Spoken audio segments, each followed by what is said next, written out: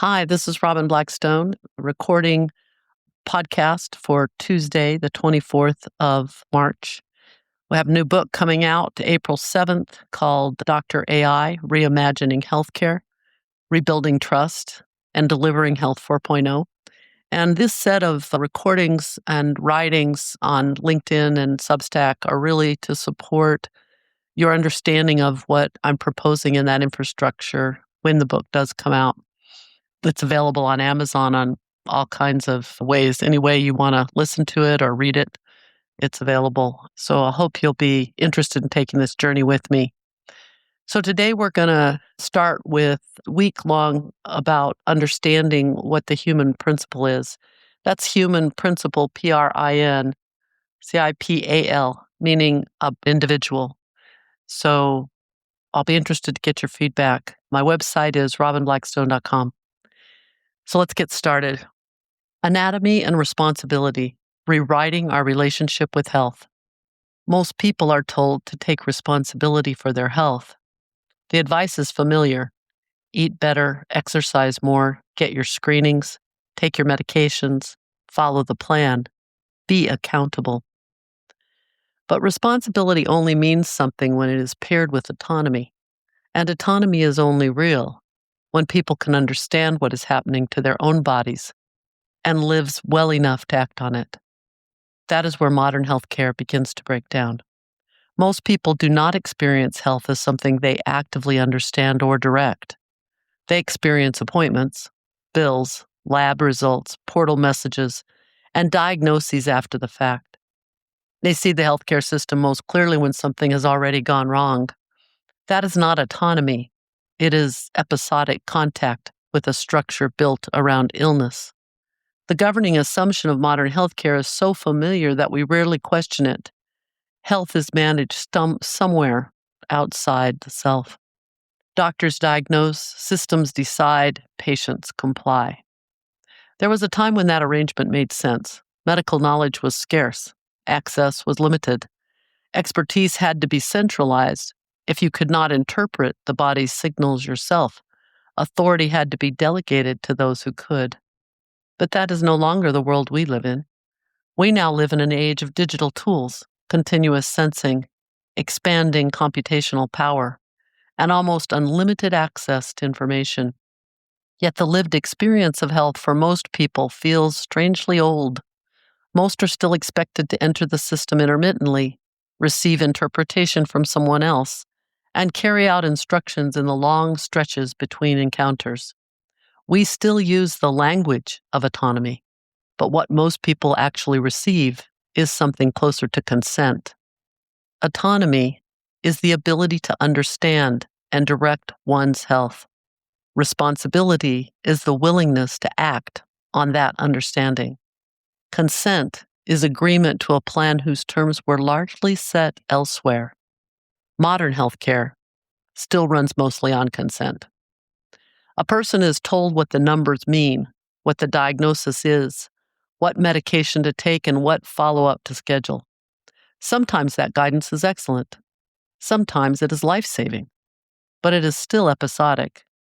It arrives after interpretation has already been done by someone else, and it leaves the individual with only partial command of what is happening across the rest of life, where health is actually being shaped. That matters because health is not built inside appointments. It is shaped in the long intervals between them.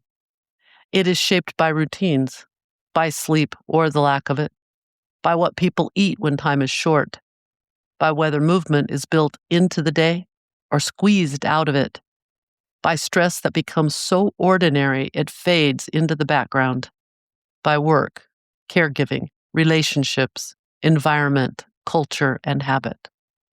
Health is not simply the management of disease, it is the cumulative expression of how life is being lived. And most of that life remains invisible to the system until it becomes difficult to ignore. Think of the person who has been exhausted for months. They are sleeping badly, eating on the run, carrying stress they have normalized, and telling themselves they just need to push through. Their blood pressure may be rising, their glucose may be drifting, their mood may be changing. Their body is already telling a story, but none of it yet feels dramatic enough to become a medical event, so nothing happens until one day the body forces the issue. Too often, the diagnosis is simply the first billable moment in a much longer, invisible story. That is still how much of healthcare works, not through continuity, but through interruption. The problem is not simply that people fail to pay attention. The deeper problem is that the system gives them very little that is intelligible enough to use. Fragmented data is not understanding. A portal full of numbers is not continuity. A visit every few months is not a real relationship to one's health. So responsibility becomes reactive. People are asked to act only after biology becomes difficult to ignore. They are told to take better care of themselves once the trend has hardened into symptoms, diagnosis, or measurable risk. But when the work is heavier, the choices are narrow, and the cost is higher. This is one of the quiet failures of our current model. It asks people to be responsible without giving them the conditions that make responsibility possible. That failure is not just clinical, it is philosophical. We praise the individual in theory and marginalize the individual in practice. We say health is personal, yet we organize care around episodes people do not control, language they often do not understand, and decisions largely shaped outside daily life. Then we call that engagement. It is not engagement. It is compliance with occasional explanations. A more honest system would admit that we have confused participation with permission. We have treated informed consent as though it were the same thing as autonomy. It is not. Consent matters, but it comes late. It begins after someone else has already organized the meaning of the problem and framed the available options. Autonomy begins earlier. It begins with visibility, context, and continuity. It depends on the practical ability to recognize change while there is still time to respond. It requires giving people a way to see their health as it is actually unfolding, not only when it crosses a threshold and becomes a diagnosis. This is where the future of health begins to diverge from the past. What has changed is not the need for personal engagement. We have been telling people to eat better, move more, reduce stress, and adhere to treatment for decades. What has changed is the possibility of making engagement real. For the first time, we have emerging tools that can interpret large amounts of information, follow patterns over time, and translate complexity into language a person can actually use. That matters. But information alone is not enough, and intelligence alone is not enough either. Health decisions are never generic. Biology varies, environment varies, culture varies, motivation varies, capacity varies. Two people can receive the same diagnosis and live inside entirely different realities. That is why health cannot be managed well through abstract instruction alone. The future requires interpretation that is personal, contextual, and continuous. That is why the next era of health will require more than digitizing the old system.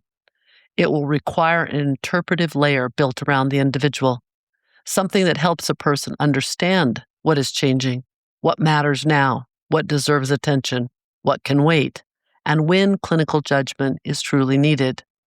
Something that does not replace the physician, but makes the individual far less dependent on episodic rescue as the primary model of care. That is the promise of what I call Dr. AI. Properly understood, Dr. AI is not a replacement for physicians. Its value is not that it sounds fluent or novel. Its value is that it can help create continuity where the current system has almost none. It can make the invisible more visible. It can connect daily life to health outcomes before crisis becomes the first moment of attention. It can support earlier action when both the human cost and the economic cost are lower. That does not diminish the physician. It sharpens the physician's role. Physicians remain indispensable, but their expertise should not be consumed by fragmentation, repetitive reconstruction, and the impossible burden of carrying continuity for lives they only see in episodes. A better model lets clinicians do what only clinicians can do, while giving individuals a more continuous relationship with their own health between encounters. The implications go beyond experience. They are economic. We usually measure the cost of healthcare in premiums, deductibles, claims, procedures, prescriptions, and hospital bills. But there is another kind of cost that matters just as much, if not more: loss of focus, loss of productivity, lost energy, lost time with family, and lost years lived at a lower level of health than was necessary. A system that supports earlier understanding reduces both kinds of costs. It moves effort upstream, where action is less expensive, less disruptive, and more effective. It shifts health from being something people manage in a crisis to something they cultivate continuously. The biggest barrier to that shift is not technical, it is cultural. We are still living inside an inherited assumption that health is something you deal with when something goes wrong. That rescue mindset feels natural only because it has become so familiar. But it is a relic of an older architecture, and it is increasingly inadequate to the realities of chronic disease, workforce strain, aging populations, and the complexity of everyday life. The next era of health will require something more mature, not passive participation in a system that acts on us from the outside, but personal ownership supported by visibility, context, and trust. That does not mean blame. It does not mean telling people they are on their own.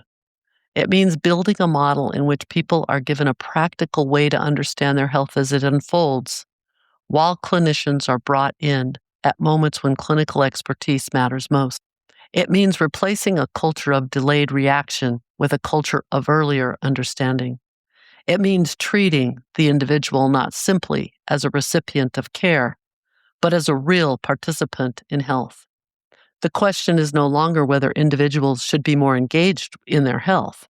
The question is whether we are building a system that makes meaningful engagement possible. Because responsibility without autonomy is hollow, and autonomy without understanding is an illusion.